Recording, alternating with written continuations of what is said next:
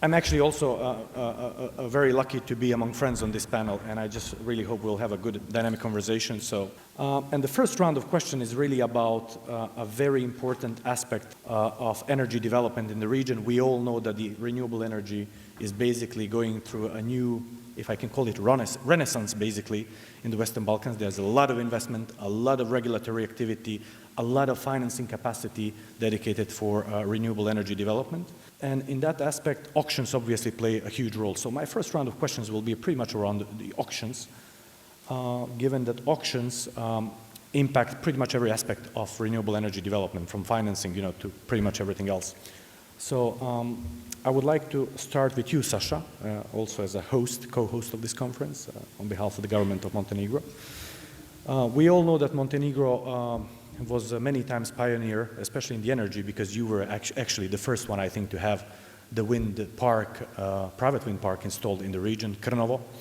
And right now, as far as I know, you are considering of introducing the auction schemes in Montenegro. So could you a little bit tell us basically two things I'm interested in?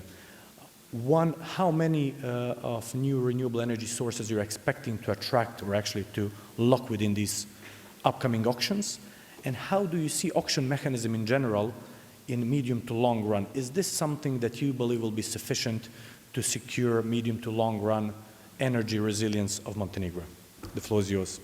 Thank you very much. And first of all, I would like to greet you all and allow me to use this opportunity to commend the organizers for our attentively planned and enforced activities organization of this summit. I really think that this summit is a nice opportunity for us to bring a lot of experience and a lot of new ideas on the table, and to empower our future, joint future, more sustainable future. Related to your question, I would like to emphasize that Montenegro has two kinds of commitments. First of all, short term, and that is how to reduce the level of CO2 by 55% by 2030, and the long term, how to achieve a carbon neutrality. Luckily, Montenegro has, first of all, to say that there is no need to have some spectacular wisdom and to understand therefore that both issues resolving strongly depends on our readiness to increase the share of renewable energy sources and our courage to phase out the thermal power plant Pljevlja. Luckily, Montenegro has a lot of potentials, untapped potentials in hydro, solar, and wind. And I would like to say that that utilization of that renewable sources is not a matter of our choice, but a matter of our obligation. As an electrical engineer, I have to admit that I do not like too much laws, but legislation is extremely important, and in this case, it comes first and before all concrete activities. We have already prepared the law on using of energy from renewable energy sources, and this is really important because this law provides to us opportunity and includes and comprises auction mechanism, and provide us the opportunity to come to new capacities in wind, solar, and biomass and other renewable energy sources through launching of auction mechanism. What do we expect indeed from this auction mechanism? The goal is double. First of all, we would like to attract the most credible investors, and on the other hand, we would like to attain the most affordable price for the end users. According to what is state of play in Montenegro now, I can say that we have a lot of so-called investors, but speculators who have already captured our hosting capacities, and on that way they inflicted a lot of harm to Montenegro. And also we are still providing the fixed amount of incentives for independent power producers based on renewable energy sources, and that is what somehow burden the electricity bills for the end users, and that is what we would like to skip in the future. So it is in our best interest to put this auction mechanism in the force as soon as possible. However, This auction mechanism strongly depends on national energy and climate plan. This is the profoundly important documents, strategical documents, comprising the all necessity activities which we have to implement in order to meet our commitments according to energy treaty. So at this point of time, at this moment, I cannot clearly answer on your question, or I can only say that what will be defined throughout the national climate plan, we will follow, and in this regard, we will launch commence auctions and try on that way to enable and to provide a necessary request of new renewable energy sources. Saša, thank you so much for this, for your views. And I would like actually to connect it now and go to Serbia and to ask Jovana, given that Serbia has already successfully launched last year the first auctions where you basically provided space for 400 megawatt of wind and 50 megawatt of solar, and was really, really successful. And given that you are going into the second round of the auctions sometime soon, I believe, could you tell us a little bit about your experiences, how this ended up in the first round, what is the current demand within the second round of auctions, and do you see it really helps Serbia to move forward? I think Serbia also has, like many other countries in the region, but I will ask Daniel later to tell us how it works in other markets. Saša very well noted that there is this speculative element in the energy investment field nowadays, and there's a lot of just keeping the capacity, you know, for speculative reasons. So given that Serbia already had successful auctions, I'm just wondering how it works there, and are there any interesting thoughts that you, Jovana, could share with all the audiences on that note? Thank you for the question. Regarding the successful story, yes, we did have the biggest auctions in the region, and it was for wind and solar together. We successfully conducted them in digital manner, so this was also used by the ESG principles, led by the ESG principles, and also with huge support by the EBRD. The government very seriously in last year and a half took its tasks to deliver. We listened to the market and we listened to the needs, and we were also discussing about challenges. In light of that, we have approved our law on renewables. So that is how we paved the way to have the auctions on board. Also, there was a lot of, as Saša said, we are the engineers, so we don't like so much a legal part of the job, but we are aware that we need to let's say, track the trends of the market also in legislative frameworks. So when it comes to that, we done amazing job in the Ministry of Mining and Energy, and my colleagues and the team led by the Minister Dubravka Đedović-Handanović done change of the law on the renewables and more than 10 bylaws in parallel, and also adopted 3 years auction plan, which will conduct more than 1,300 megawatts of renewables in upcoming years. So for last year, we have subsidies, or we have contracts for difference for more about 425 megawatts solar plus wind, and it introduced the power that will be produced by the renewables, more than 725 megawatts, and it will be the investments worth more than 1 billion of euros. So that is the let's say the first phase of our successful story, and we will continue.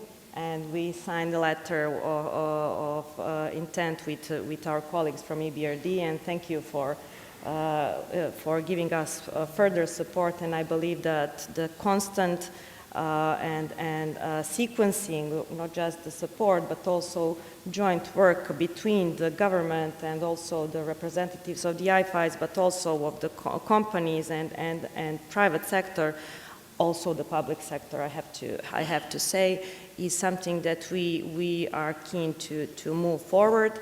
and we are planning to have the new auctions in the second half of this year. We need, as also Saša said, we need to adopt our integrated national and energy climate plan. It's our obligation according to European integration process, according to Energy Community Treaty. Not just because of that, but also we are obliged to have that kind of strategic documents in order to set goals and to pave the way to the energy transition. And the goal and the target for the renewables in Serbia will be 45% of the energy from renewables in production. So Serbia is traditionally coal independent country. About 70%, we have to pay a lot of attention and have to have a lot of funds available and a lot of project ideas that are mature enough, both from the public sector, also from the private sector, and also we are now introducing the prosumers.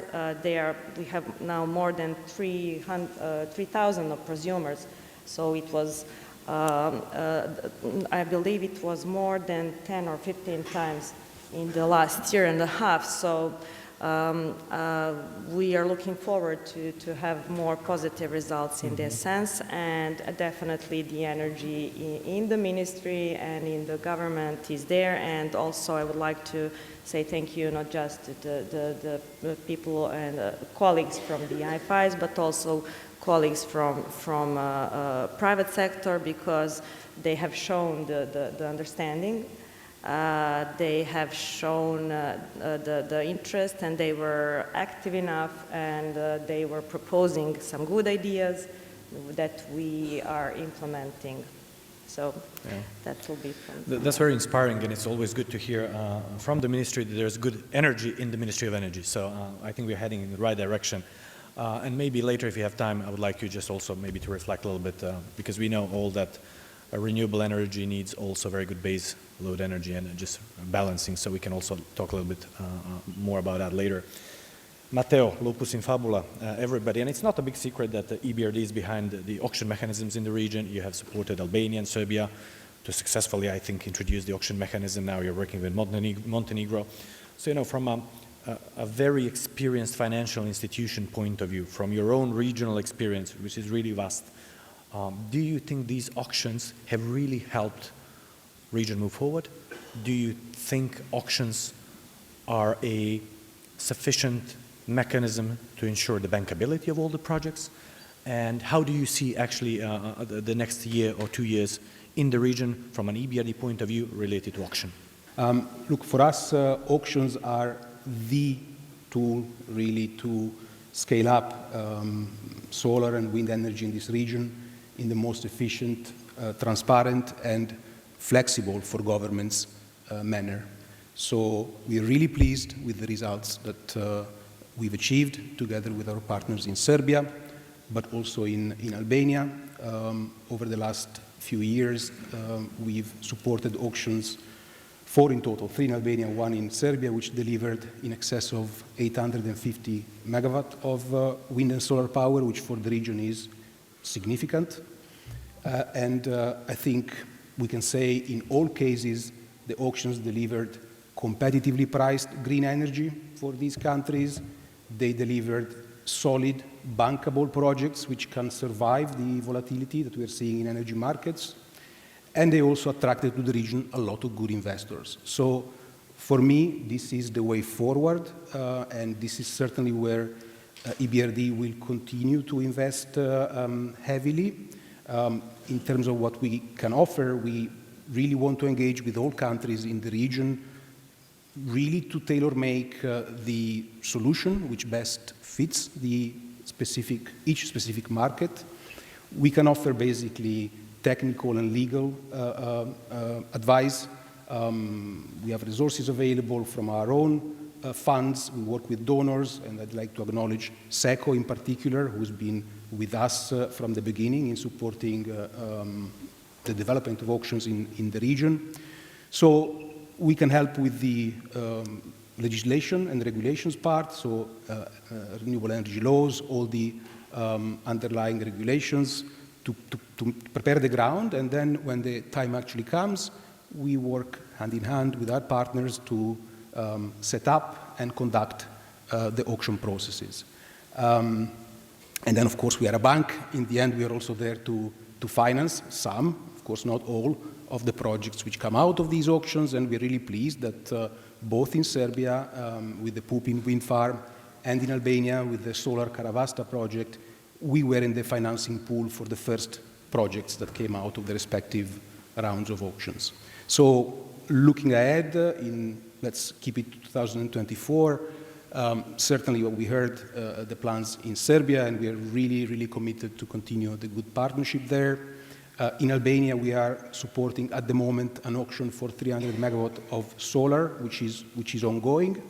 And we are also working with the Albanian authorities to explore options for offshore wind, which of course would be a first for the Western Balkans. So beyond that, we're looking for new partners to continue expanding this program. And of course, we are in Montenegro. We already have a very good relationship and dialogue on the new energy law with the Montenegrin authorities. And certainly we would be very keen to continue on this auction path with Montenegro. Matteo, thank you so much. So we've heard the inspirators of the auction system, we've heard the regulators, and I think now is the right time to hear Maja Turković, who participated in auctions on behalf of a company. If Maja, you can share your experiences, how did it work with you and your company? I know CWP really has a global span, global outreach, lots of experiences, lots of experience in managing the bankability. We discussed this many times also personally. So could you tell us how did it went in Serbia and how do you expect development in other regions from the investor point of view? View is not much different than from the previous panelists, but I firstly want to underline the extent to which the EBRD has been instrumental in helping Serbian government in particular pursuing the legislative framework.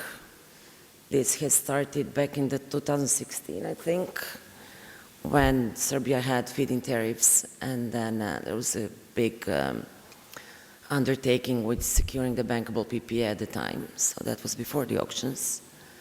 And I'm positive that now we are speaking about the success story of Serbian auctions very much due to the enormous help from EBRD in helping Serbia set a proper regulatory framework so that investors like CWP actually participate and compete with the others for the offtake. So that's what has happened basically just a few years ago. Everything changed with the energy crisis in 22. Before that, there was the sentiment that the investors were willing to take some merchant risk and probably were not the great believers in the auctions. They were introduced with the changed energy law back in 2021 with a bit of skepticism from the creditors, of course, because they always prefer a long-term PPA. But there was a sentiment that the merchant exposure is something that is acceptable, and we do have examples of banks actually financing merchant projects. However, we had the event of the energy crisis in 2022. We have huge volatility on the electricity market. You can see what's happening with the power prices. Nowadays, you cannot secure a corporate PPA or the PPA with the traders for a longer period of time, more than a few years. On top of that, it's very hard to sell solar profile to the corporates. What coincided with that is also the war in Ukraine, which completely introduced a chaos in the supply market, which resulted in very long lead times, in increasing costs of capital equipment. So this has put a lot of challenges for the investors. And of course, auctions provide a clear path for the investors to secure the bankability of their projects through the CFD long-term PPAs. So what was the main, I would say, factor for the success of the Serbian auctions last year is firstly the government or the ministry, they announced the 3-year auction plan. This is very important. This is how you communicate with investors. And based on that, some investment decisions are taken, meaning that investors start investing in their projects, securing, permits and rights based on this pledge for the government. So this is very important that, that this is like two-way street, that all the promises are fulfilled. This was very comforting and very reassuring for the investment community. Second thing, we had of course there's a lot of, this is not about the legislation panel, but there was an enormous number of bylaws that needed to be enacted. So what is the right, I would say, not a recipe, but was the decisive positive factor for the investors to participate in the auctions? You have to set properly quota and the ceiling price. Of course, this is how the government is in control of the outcome. And by having competition, basically you're secure, you will get the cheapest electricity as a result, which is ultimately the goal of the government. No government wants to transfer high electricity prices to the consumers. That's obvious. You can only do that if you do that part properly. Secondly, the auctions need to be very transparent. They need to be electronic. This is how we avoid people in between. They need to. This is a very important factor for investors. Another thing that was introduced is that where basically the government would transfer some of the risk to investors, which is quite okay, and it did work in Serbia, is allowing investors to bid with not the full capacity, but with a certain percentage of capacity of their projects. In Serbia, the minimum was 70%. So by doing that, what basically that means that the investor bids with 70%, and this would be in case they win, subject to a long-term CFD PPA with the government. The remaining 30% is basically merchant, and this is the investor's risk. And it did work in Serbia. By doing that, basically by providing the CFD for the portion of the capacity, the more capacity will get built. So this is how basically the total installed capacity resulting from the first auction will be larger than whatever was awarded at those very auctions. So this is also something that does work. And if I can just maybe kind of connect what you just said with somebody who has not yet experienced regional auction mechanism system. It's Alcazar, and Daniel is here with us. So, feel free to tell us a little bit more about the company, but also tell us, you already work in other markets, which are different from here. So what has actually driven your decision to look at this region as your new expansion markets?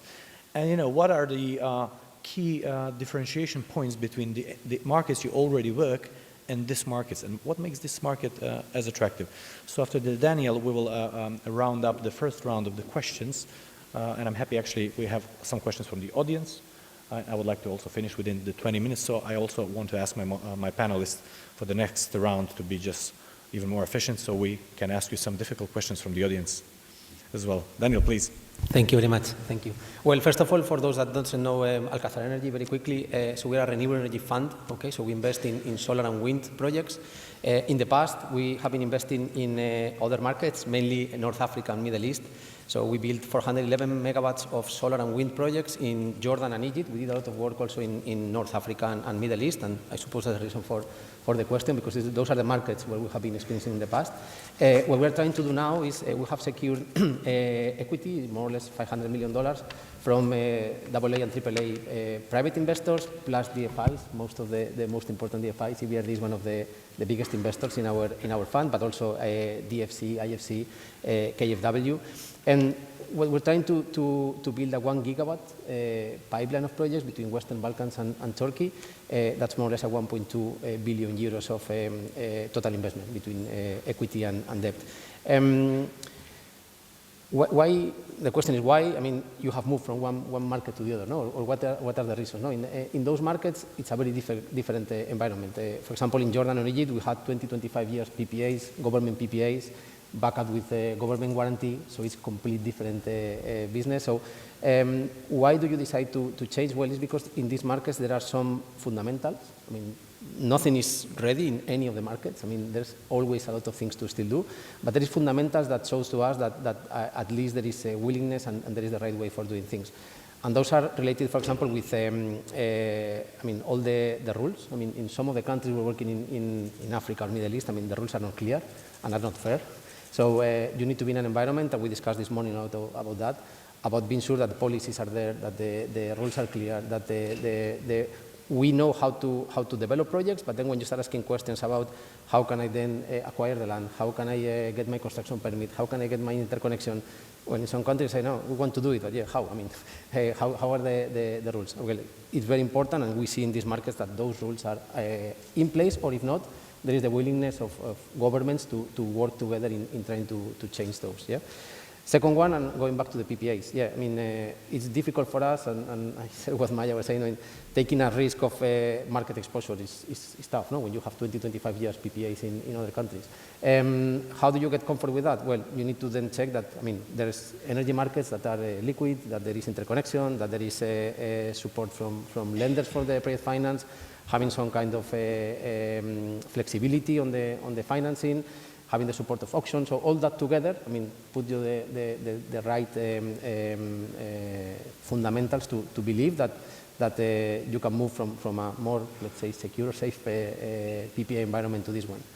And then last two things very quickly, we are in an ESG summit. So another important thing that we saw in other markets is that, I mean, ESG requirements in our company are very high. We believe that having projects developed in the right way from the environmental and social point of view, and having investors like EBRD and IFC forces us also to do that, but also we believe that doing the right development helps also for the projects to be successful. But in some countries also the gap that you need to bridge between the national ENS requirements and the international standards are too high. No? It's very difficult. You can know, you know what to do, but if that gap is so big, it's very difficult in some countries to bridge it with the contractors, with the local communities, with the different players. Again, in this region, and I think it's part of the purpose of this kind of summits, is to try to be sure that that gap is as small as possible. And then the last point that is different also from some markets to this one, is the President of Montenegro said this morning, is the local knowledge. No? I mean, it's not just the willingness of developing projects and doing renewables, it's also that you need to have the local knowledge on how to do that. We recognize that we cannot do development from scratch on day one. We need local developers. In our case, we have, for example, two of the sponsors of this conference, I mean, Siemens Engineering and System M&E. They are our local partners. You need to have somebody that is able to start the project in the right way, and then we understand that they cannot maybe finish the whole process, bring in the equity and everything. Well, this is maybe our role.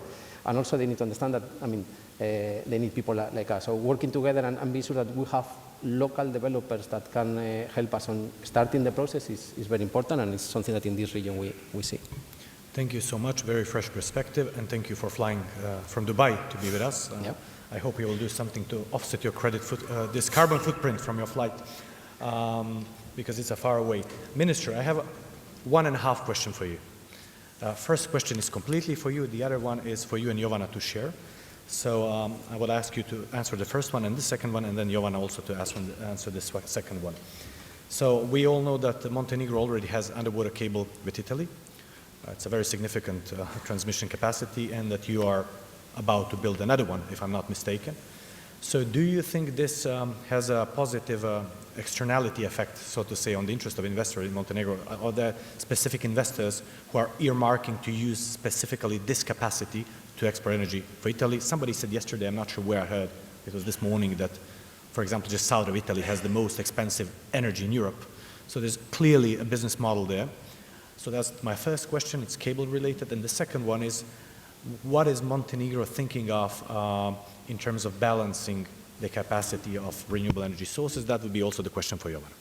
I fully agree with your statement, and I would like to confirm that submarine cable is a really competitive advantage of Montenegro of unspeakable proportion. The cable has been operating for 4 years and with the highest possible reliability.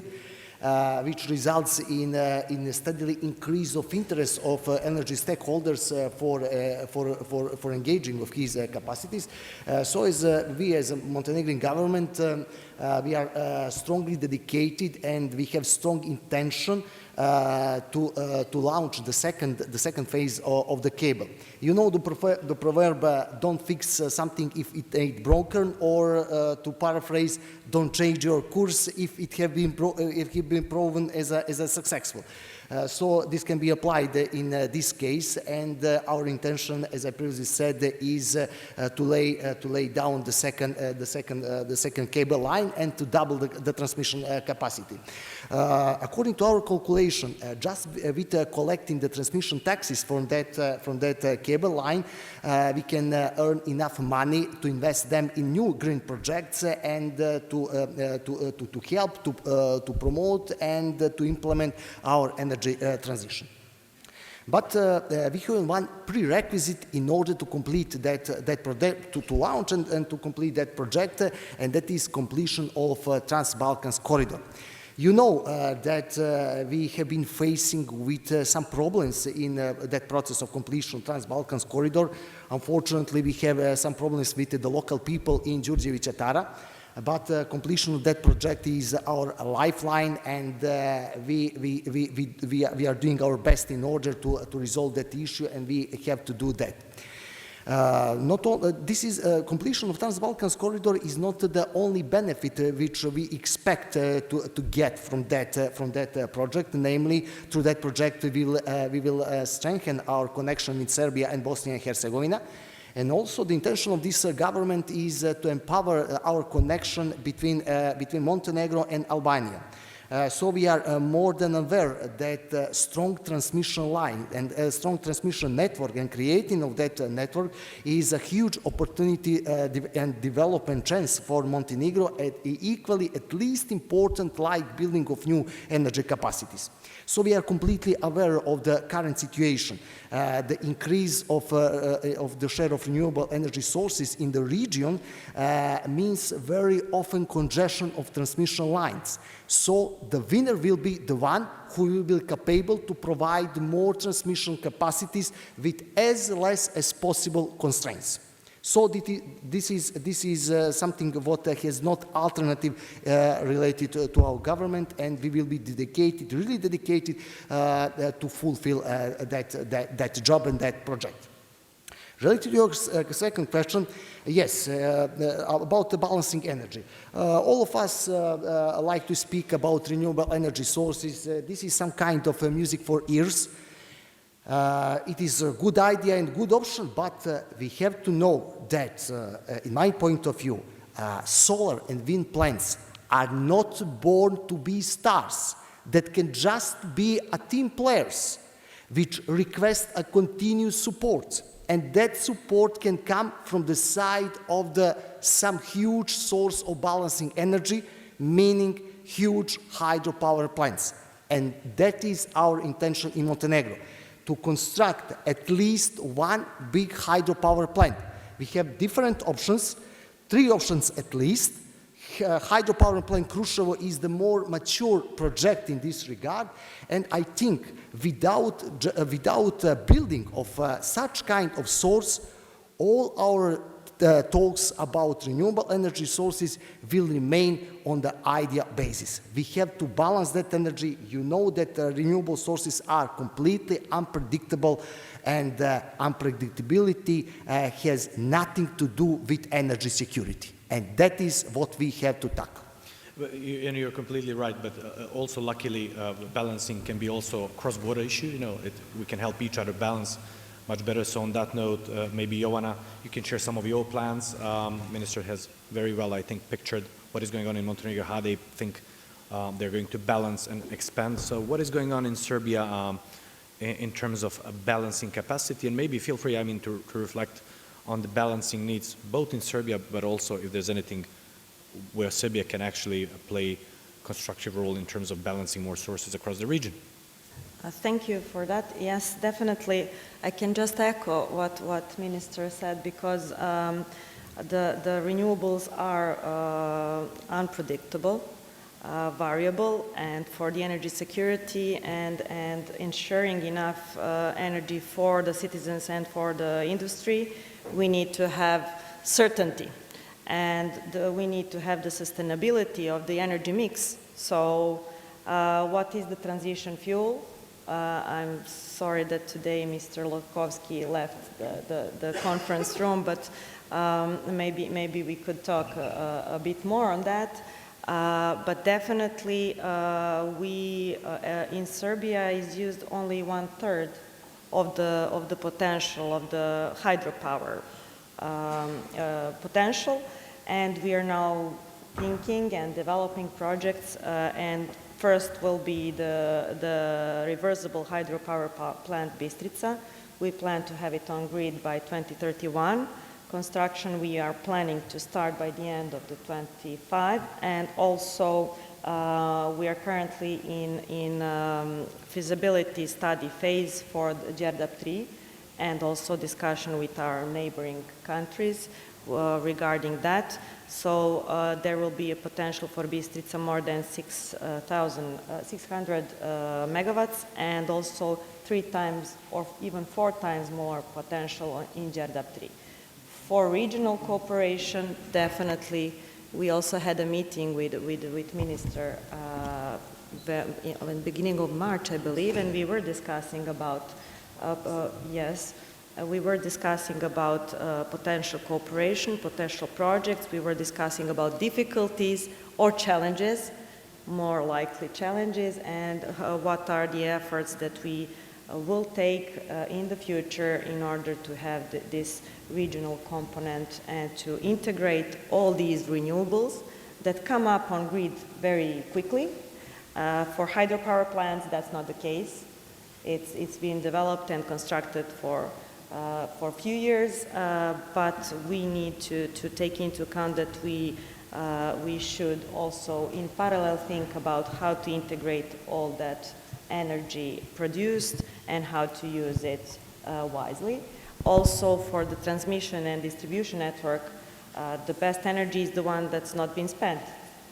So for distribution network, we are very much now investing. It's more than 180 million euros.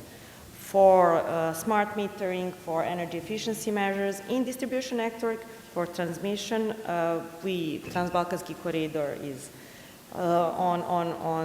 in let's say in a phase of construction. The 3rd and 4th phase, I believe very soon, 4th phase will start.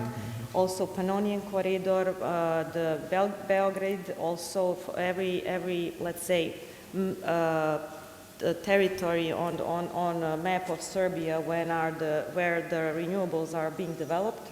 We are thinking how to connect and how to strengthen. Well, that's really impressive, and I think, especially these big pump storages can really give a good answer to our needs to balance, especially Đerdap 3. If it happens, really, it's going to be a very massive and colossal project, and I think everybody just look forward something like that. And beyond that, we all know that there are talks already in the region, in public especially space, about nuclear energy, SMR. So I mean, there will be a lot of options in future. So I just think that everybody is looking forward to get any of these solutions as quick as possible and have it here to help the balancing. So the master of ceremony just behind this scene was sending me some signals to be cautious of time, and I will be cautious of time. So I would just like to give a final question to Matteo, and then one more question to be shared between two of you.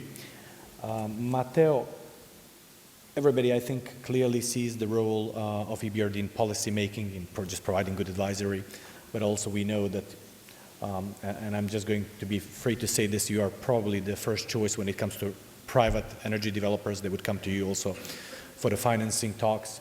But could you tell us a little bit more briefly, if possible, what you're doing else to help the governments go through the green transition? Do you perhaps also provide financing to state-owned enterprises or TSOs? Could you just grasp and kind of just make this more comprehensible to everybody here, because obviously there are people also from public sector. Obviously, state-owned enterprises have a huge role to play in the energy transition in the Western Balkans, which is also why last year alone we extended finance for €500 million to SOEs in the region, which for a bank like ours, which is geared for the private sector, is a lot. Where is this money needed? Where is public money needed? Exactly in the areas that the two speakers that preceded me indicated. Grids, the main bottleneck for rolling out renewables in the region, and balancing power, especially hydro and reversible hydro. So these are two areas that, of course, we are keen to continue supporting as EBRD. The other area where we, let's say, engaged with the public sector last year, and we will continue to be there in situations of crisis like the one we experienced in the winter of 22-23, is that whenever there are liquidity needs, whenever there are difficult situations, the state-owned companies in the region can continue to count on us to be there to support them with short-term liquidity, as long as they're willing to partner with us to work on the structural weaknesses of the sector, of the companies involved, so that they become more resilient for the time when the next crisis comes. Thank you so much, Matteo. And for the final questions for Maja and Daniel. So if you could convey just one single piece of advice to the regulators in this region, what would be your advice? How to go forward from a regulatory point of view, and what would be the critical elements for attracting more stable investments in renewable energy sources in the region? So the question is basically for both, but Maja, please go ahead. I'll be quick. So in one sentence, if there is a will, there is a way. I would say everything starts with the political will. What do we want to achieve? How are we going to go through the green transition? Do we need a deployment of private capital? I can assure you no country went through green transition without the private capital deployed. That's a fact. Do we need foreign direct investments? So we just need to create, the governments need to create just the environment, the regulatory environment for this to happen. And the laws are changing very frequently. We are transposing EU directives, and this is an ongoing process. Previously, we would have one law for 10 years and nobody would even touch it and open it. So this has completely changed. The paradigm has changed. So this is a constant improvement. But the only thing that the government needs to do is to set the right regulatory environment and then let the things work out. So the laws need to apply to everybody. We need a level playing field. We need the same rules for everybody. This is basically the essence of my message. And if you think your laws are good but nothing is happening, I can assure you the problem is not with investors, it's with the administration. I mean, nothing gets built. There is always be a big discrepancy between the projects which are in permitting, in development, and the ones that get built. This is, every country in the world like that. So basically, the investors always go where the environment is more favorable, where they can secure their rights, where they can feel protected, that, once they start investing, they can reach the finish line. And the last message is also that, that administrative burden is a very dangerous thing, so there's no excuse for inefficient government, long processing times and everything. This is all bringing a lot of risks and delays with investors. So I think no government should allow this to happen because we are partners in this process. So, but the prospects are good. So I would end up in a positive note. It's just, it all starts with the will and how you communicate that message. Because if there's a dissonant message, you end up with a lot of speculators, which no government wants.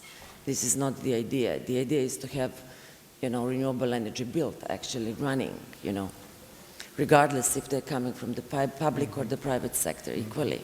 It should be the same for everyone. Yeah, I would like to echo what Maja is saying, and that's key. One more thing is that we need all those things, and also I will say that we need them as soon as possible. So timing is also very important. No? So we are, for example, now developing a 120 megawatt wind farm here in Montenegro. We are targeting commercial operations in 2027. So we are aligning the technology, we're aligning the project finance, our market predictions. Everything is aligned to achieve that date. if any part of the puzzle could be on the land acquisition, could be on the policies, could be on the permitting, could be on anything, moves and finally doesn't happen, maybe the technology is obsolete, is not useful anymore, maybe the project finance conditions will change. So everything needs to happen. So then, yeah, helping us in trying to achieve the timelines and making things happen as quickly as possible, I think is also very, very important. Thank you so much, and I would really like to thank my panelists. I truly enjoyed this conversation. I also think that audience did. I hope you did as well. I received a lot of questions from the audience. Cautious of time, I will not go to them, but I would ask you actually to find my guests and just talk to them later on. Throughout the conference, many of them will stay the whole time. Thanks a lot, and enjoy the rest of the conference.